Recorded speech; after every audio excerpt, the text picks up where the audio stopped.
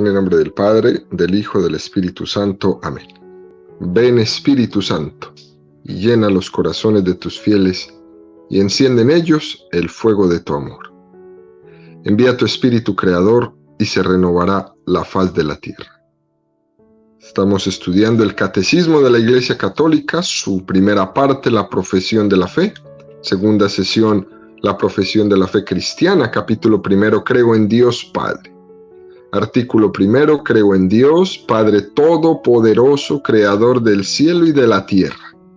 Hoy iniciamos el párrafo 3, el Todopoderoso. En este párrafo 3, el Catecismo va a dedicar 7 números, del 268 al 274, a desarrollarlo. El día de hoy vamos a profundizar en los números 268, 269, 270 y 271. Recordemos que estamos en la explicación del credo, que hay dos versiones del credo. La primera, el símbolo de los apóstoles, o más conocido como el credo corto. La segunda, el símbolo niceno-constantinopolitano, el que rezamos en la Santa Misa. Tanto una como la otra nos dicen esto, ¿no? El credo apostólico dice: creo en Dios Padre Todopoderoso, Creador del cielo y de la tierra. El credo niceno-constantinopolitano dice: creemos en un solo Dios, Padre Todopoderoso, Creador del cielo y de la tierra, de todo lo visible y lo invisible.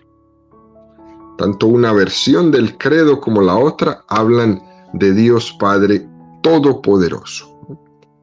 A partir de hoy vamos a explicar este atributo de que Dios es todopoderoso. Número 268 del Catecismo dice: todos los atributos divinos son la omnipotencia de Dios.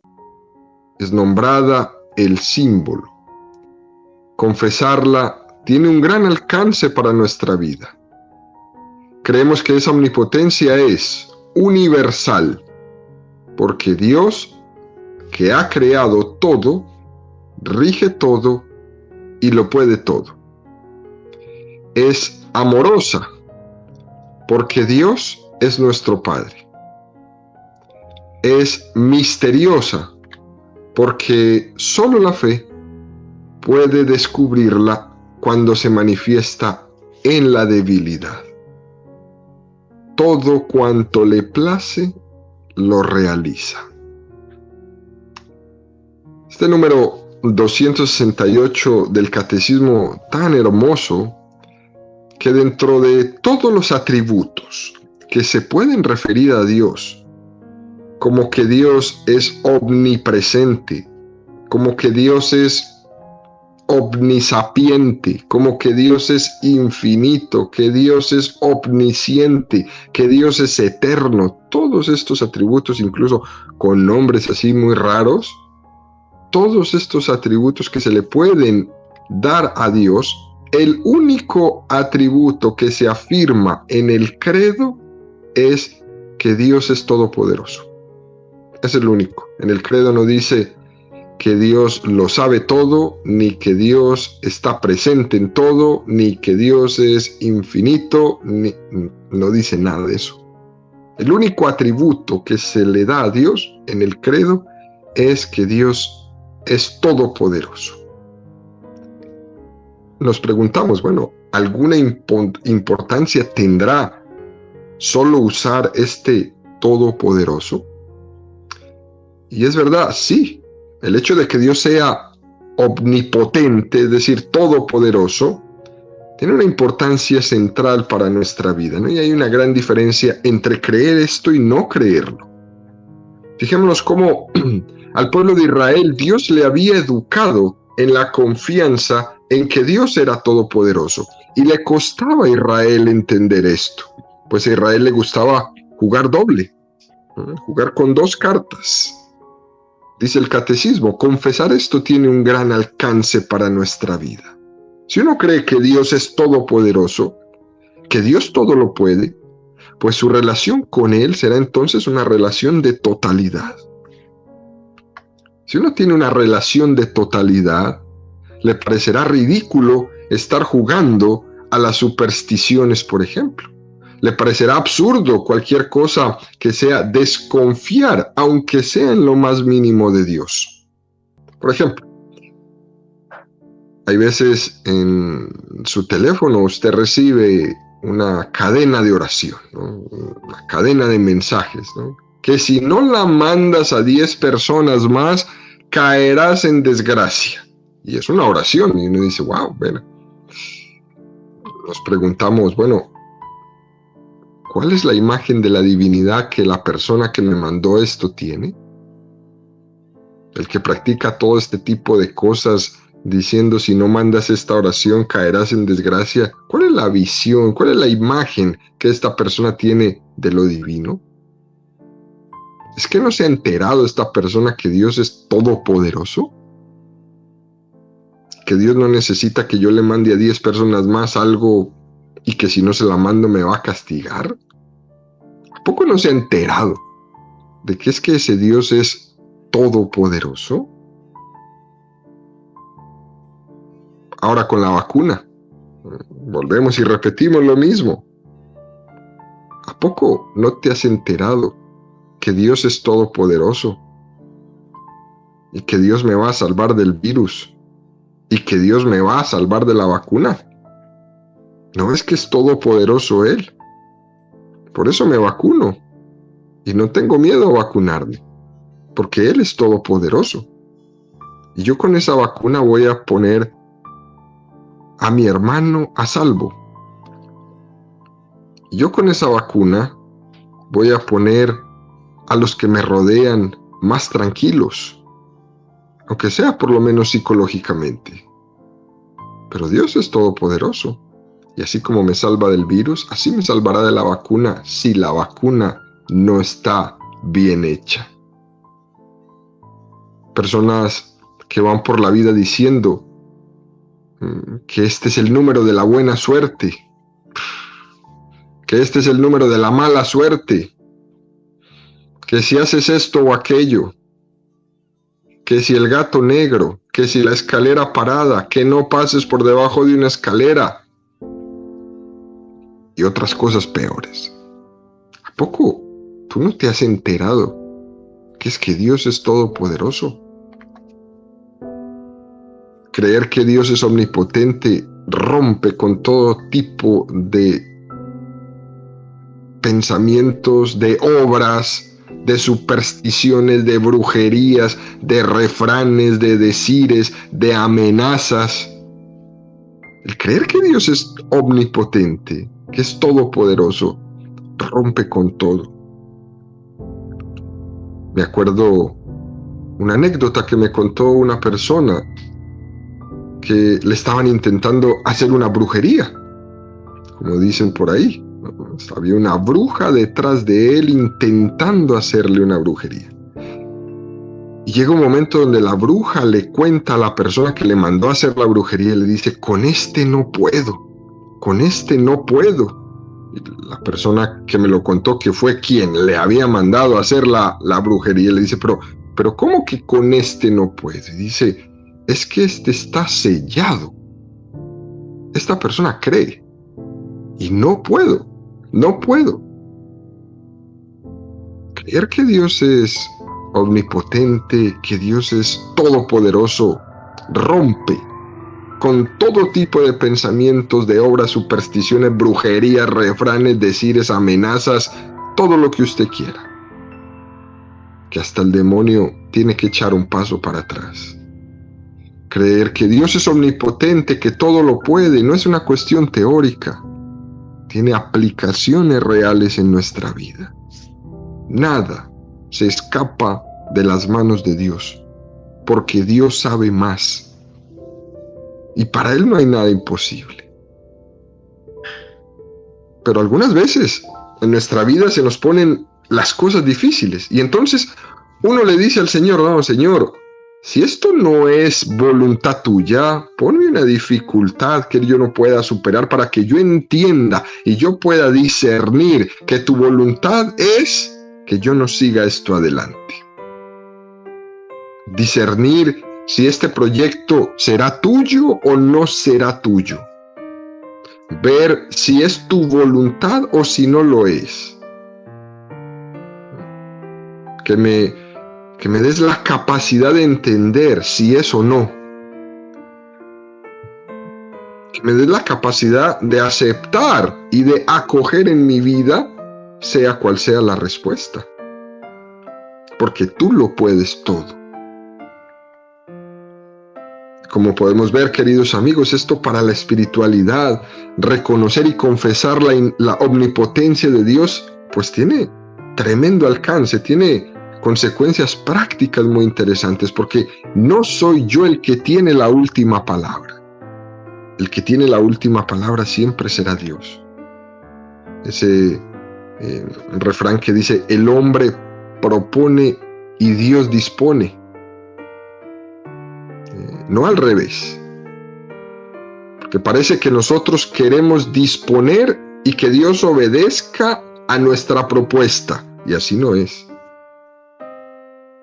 Hay que pues dejarle a Dios ser Dios. Dejarle a Dios que Él tenga la última palabra. Es verdad, ¿no?, que Dios nos ha dado mente, que Dios nos ha dado capacidad de discernir, que Dios nos ha dado capacidad de que calculemos, de que reflexionemos, para que a la luz de Dios podamos ver desde nuestro ángulo lo mejor. Pero teniendo en cuenta que nuestro ángulo humano, personal, es muy limitado, que nuestra mirada es muy corta, que al final Dios es el que tiene la mirada grande, la mirada larga, que al final Dios es el que tiene la última palabra, que al final Dios es el que todo lo puede.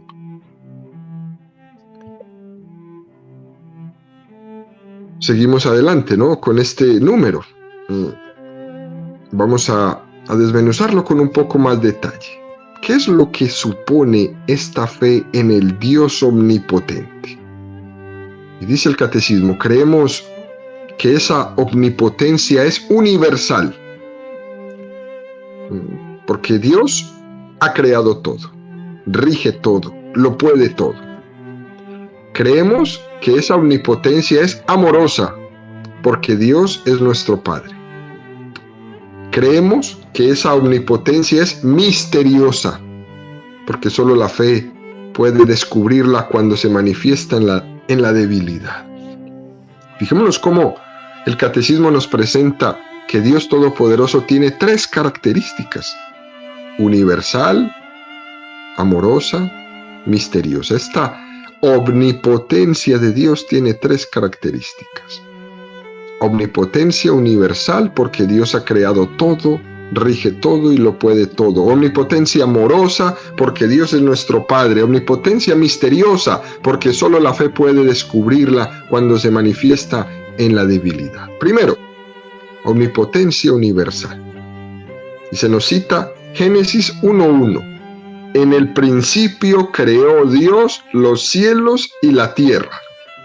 Porque Dios ha creado todo, rige todo y lo puede todo. Y también se nos cita a Juan 1:3. En el principio existía la palabra, y la palabra estaba con Dios, y la palabra era Dios. Ella estaba en el principio con Dios, todo se hizo por ella, y sin ella no se hizo nada de cuanto existe. Es decir, que a Dios no se le escapa nada de las manos. Aunque pueda algunas veces parecer lo contrario, a Dios no se le escapa nada de las manos. Que Dios es omnipotente, pero no solamente para mí, para mi familia y para mi ciudad, no. Dios es omnipotente para todos, también para el otro, el que vive frente de mí, para el que vive del otro lado de la frontera. También Dios es omnipotente para ellos. Es decir, que Dios lo puede todo para todos. Y es importante tener esto en cuenta. No podemos hacer un Dios de juguete al servicio mío, al servicio de mi familia, al servicio de los míos, de mi país, de mi pueblito. No. Dios es Dios para todos. ¿Recuerdan ese ejemplo que una vez pusimos de un partido de fútbol, donde hay una falta penalti y el que va a patear el tiro penalti le pide en oración a Dios que le ayude a meter el gol? Y el portero del equipo contrario que va a taparlo, se pone en oración y le pide a Dios que le ayude a tapar ese tiro penalti. Y entonces, ¿Dios qué va a hacer? Los dos le están pidiendo algo. Y Dios es Dios de todos. Por eso no se puede pretender que la omnipotencia de Dios esté a mi servicio para yo meter el gol. Al mismo tiempo que no puedo pretender que la omnipotencia de Dios esté a mi servicio para tapar el gol. Dios es Dios de todos. Posiblemente Dios no está ni para meter el gol ni para tapar el gol. Dice Dios, no me metas a mí en tus intereses personales, porque mi omnipotencia es universal. No nos podemos olvidar, ¿no?, que debemos nosotros ser servidores de Dios y no un Dios a mi servicio. Es muy fácil caer en esto, ¿no? Que tenemos que estar continuamente revisándonos en esta intención que tenemos como hombres en nuestra relación con Dios. Segundo, omnipotencia amorosa. Menos mal que Dios tiene todo en sus manos, ¿no? De lo contrario, podría pasar que pensemos que Dios es un dictador. Tenemos la tentación de medirlo todo desde nuestras categorías humanas. Y Dios es un Padre amoroso. Dios lo puede todo. Y Dios, dentro de su poder todo, quiere siempre nuestro bien. Por tanto, Dios es Padre. Y Dios es omnipotente. Pero su paternidad y su omnipotencia no se confunden. No se confunden, no se mezclan, sino que se funden. Porque es una omnipotencia amorosa. Ser Padre amoroso y ser omnipotente, que nosotros lo vemos como dos cosas distintas, en Dios no hay distinción. En Dios paternidad y poder se esclarecen mutuamente. Y eso para nosotros es extraordinario. Aquí nos adelantamos un poquito y vamos a tocar el número 270. Nos vamos a adelantar el 269 y ahorita regresamos, ¿no? Número 270 dice, Dios es Padre Todopoderoso. Su paternidad y su poder se esclarecen mutuamente. Muestra en efecto su omnipotencia paternal por la manera como cuida de nuestras necesidades, por la adopción filial que nos da. Yo seré para vosotros padre y vosotros seréis para mí hijos e hijas, dice el Señor Todopoderoso, 2 Corintios 6:18. Finalmente, por su misericordia infinita, pues muestra su poder en el más alto grado, perdonando libremente los pecados. Quiere decir que la omnipotencia de Dios no es arbitrariedad, que la omnipotencia de Dios no es capricho, que la omnipotencia de Dios es paternidad. Yo seré para vosotros Padre y vosotros seréis para mí hijos e hijas. ¡Qué cosa más hermosa! Y sigue el número 271 y nos dice, la omnipotencia divina no es en modo alguno arbitraria.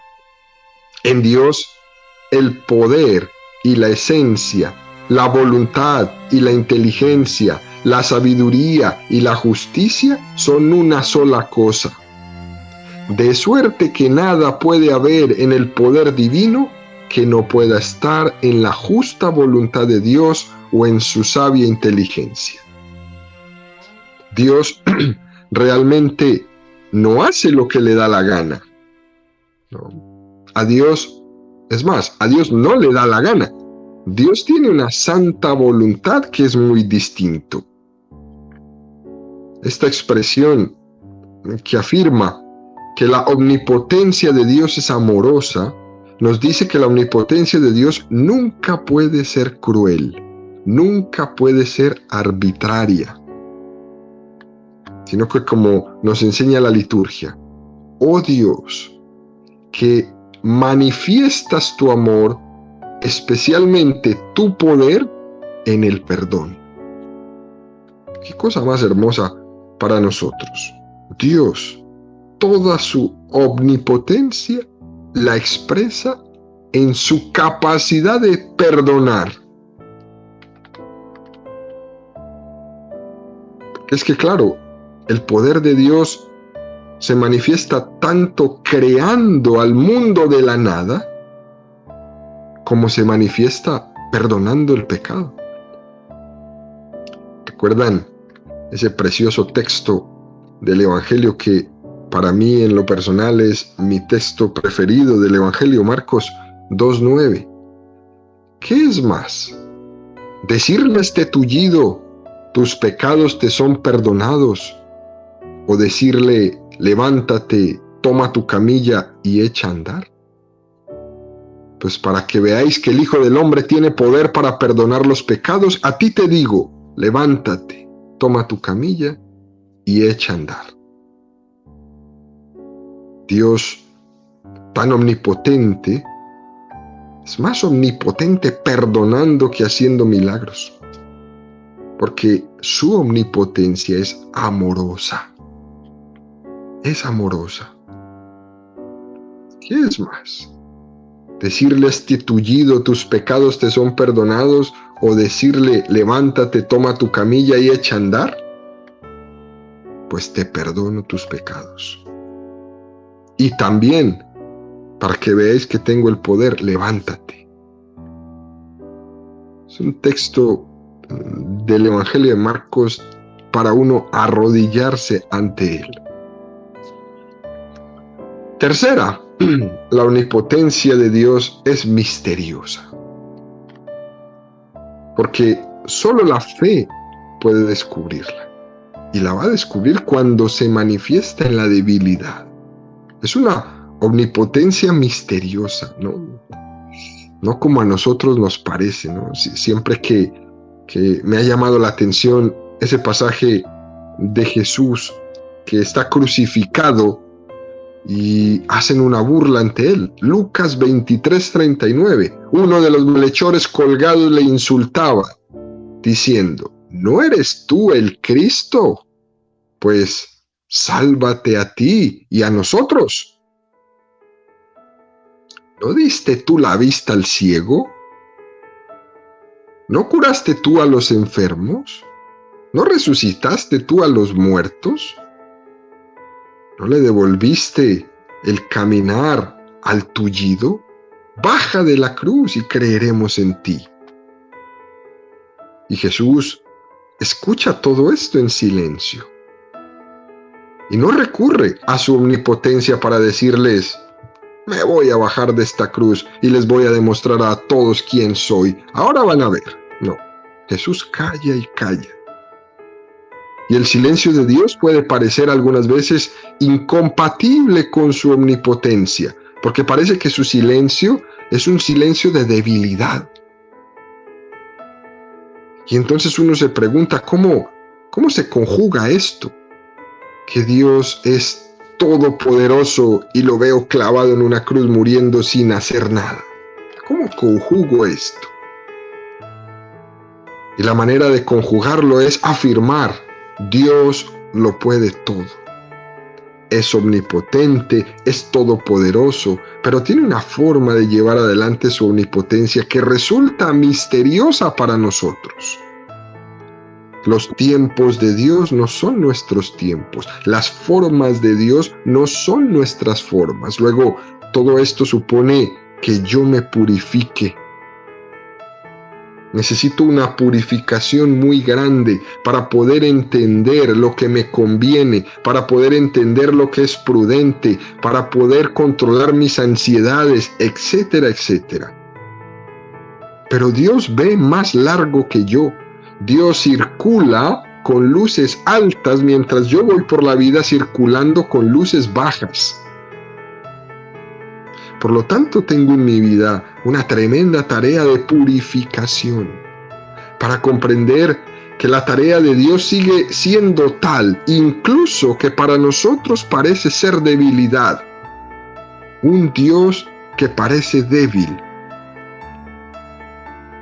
Y nos remite el catecismo a la primera de Corintios 1:18. Pues la predicación de la cruz es una necedad para los que se pierden, mas para los que se salvan, para nosotros es fuerza de Dios. Aquí la gran pregunta, queridos amigos, ¿es compatible la omnipotencia de Dios con la cruz? El hecho de que la cruz sea el camino para todo cristiano, el camino de abajamiento, de despojamiento, que Jesús nos enseña el camino de la cruz. Nos preguntamos, ¿cómo se compagina esto con la omnipotencia de Dios? Y lógicamente tenemos que reconocer que esto es un total misterio.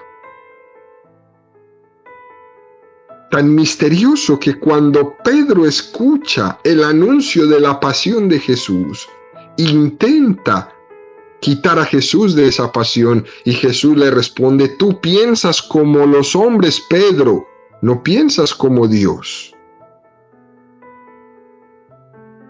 Tienes que despojarte. Tienes que dejar de escandalizarte de la cruz. Tienes que dejar de escandalizarte del sufrimiento.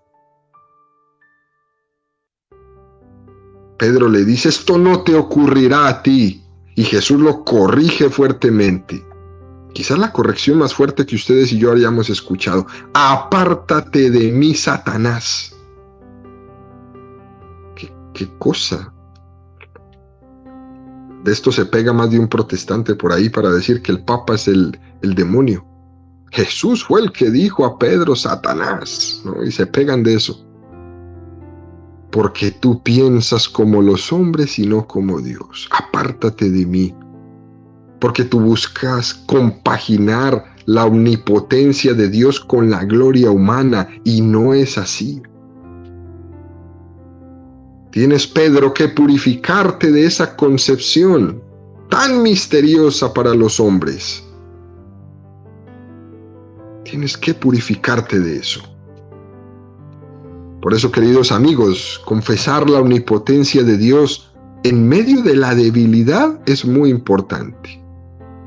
Hasta que no seamos capaces de confesar esa omnipotencia en medio de la aparente debilidad, de la caída, entonces es que no lo estamos confesando bien. Si yo únicamente confieso la omnipotencia de Dios en los grandes acontecimientos, en los que parece que hay triunfo, donde todo está bien, y confesar su omnipotencia únicamente en estos momentos de triunfo humano es supremamente peligroso, ¿no? Porque se tiende a confundir la omnipotencia de Dios con la gloria del hombre, y ahí hay que encender un semáforo en rojo. Por tanto, la gloria de Dios no siempre coincide con el triunfo humano. Y nosotros hemos sido creados para dar gloria a Dios, no para autogloriarnos. Por eso tiene que haber en nosotros, queridos amigos, un proceso grande de purificación. Número 269 del Catecismo dice: las Sagradas Escrituras confiesan con frecuencia el poder universal de Dios. Es llamado el poderoso de Jacob, el Señor de los ejércitos, el fuerte, el valeroso. Si Dios es todopoderoso en el cielo y en la tierra, es porque Él los ha hecho. Por tanto, nada le es imposible, y dispone de su obra según su voluntad. Es el Señor del universo, cuyo orden ha establecido, que le pertenece enteramente, sometido y disponible. Es el Señor de la historia, gobierna los corazones y los acontecimientos según su voluntad. El actuar con inmenso poder siempre está en tu mano. ¿Quién podrá resistir la fuerza de tu brazo? Texto más hermoso este del Catecismo, ¿no? Número 269. Se nos citan algunos textos, ¿no?, de la Sagrada Escritura que nos hablan de esta omnipotencia de Dios. Génesis 49, 22, 24. Un retoño es José, retoño junto a la fuente, cuyos vástagos trepan sobre el muro. Le molestan y acribillan, le asaltan los flecheros, pero es roto su arco violentamente, y se aflojan los músculos de sus brazos por las manos del fuerte de Jacob, por el nombre del pastor, la piedra de Israel. Se nos cita también, por ejemplo, Isaías 1, 23, 25, tus jefes, revoltosos y aliados con bandidos, cada cual ama el soborno y va tras los regalos. Al huérfano no hacen justicia, y el pleito de la viuda no llega hasta ellos. Por eso, oráculo del Señor Yahvé, el fuerte de Israel, ¡ay! Voy a desquitarme de mis contrarios, voy a vengarme de mis enemigos, voy a volver mi mano contra ti y purificaré al crisol tu escoria hasta quitar toda tu ganga. Hay otros más textos, ¿no?, que nos narra que nos propone este número 269, ¿no? Salmo 24, Salmo 135, Lucas 1:37, Tobías 13:2, Esther 4:17. Bueno, Sabiduría 11. Está lleno de esta referencia de la Sagrada Escritura a esta omnipotencia de Dios. Por lo tanto, queridos amigos, no hemos sido dejados por Dios. No hemos quedado desvalidos. Y esta es la fuerza con la que la palabra de Dios resuena. Si Dios es todopoderoso en el cielo y en la tierra, es porque Él lo ha hecho. Por tanto, nada le es imposible y Dios dispone de su voluntad. Él dispone, la obra está en sus manos. Es el Señor del universo cuyo orden ha establecido, le pertenece enteramente y Él puede someter y disponer de todo cuando Él quiera. Por eso el hombre, en su soberbia, ha sido capaz de llamarse a él mismo Dios. Cuando aprueban la ley del aborto, el hombre lo que está diciendo es: ahora yo puedo hacer las veces de Dios, porque ahora yo soy quien decido quién nace y quién no nace. Estúpido hombre. ¿Cómo se te ocurre a ti, dentro de la ley humana, que está para servir al hombre y no para matarlo, cómo se te ocurre a ti ponerte en los pantalones de Dios para decidir quién viene a la vida y quién no? ¿A poco eres tan terco? Dios es el Señor de la historia. Gobierna los corazones, gobierna los acontecimientos según su voluntad. Y Él actuará con su inmenso poder siempre, porque el poder está en sus manos.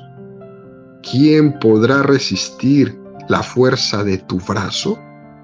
Dice el libro de la sabiduría. ¿Quién podrá resistir la fuerza de tu brazo? Ay de aquellos que se han puesto de todopoderosos. Ay de aquellos que se han tomado la ley en sus manos para ir en contra de Dios. Ay de aquellos que le han quitado la vida a un inocente cuando Dios por misericordia se la ha dado. Ay de aquellos todo esto en algunos momentos, queridos amigos, nos puede parecer un poco contradictorio, ¿no? Cuando vemos estas leyes del aborto, uno se pregunta, ¿y dónde está Dios, no? Cuando vemos un desastre natural, un terremoto, una hambruna, una sequía, un incendio, ¿no? ¿Y dónde está Dios? Pero aunque podría parecer contradictorio, todo esto que sucede tan fuerte con la omnipotencia de Dios, no lo está. Dios está al mando. Y lo interesante es que nada va a poder resistir la fuerza de su brazo. Y aquí es el momento de nuestras vidas, queridos amigos, donde tenemos que hacer un acto de humildad muy grande. Porque el hecho de que yo entienda ciertas cosas no quiere decir que la providencia de Dios no se haga compatible. El hecho de que yo no entienda no significa que Dios no esté. No significa que Dios me haya abandonado, que me haya dejado solo o que nos haya dejado a la deriva del mal. Incluso este es el momento de ponernos al servicio para proclamar la gloria de Dios, que ensalza a los humildes. Y más especialmente, ensalza a los humildes cuando han sido probados, cuando han sido purificados en la prueba. Hay aquí un misterio. No nos imaginamos a Dios desde lo alto mandando catástrofes a la tierra, enviando males.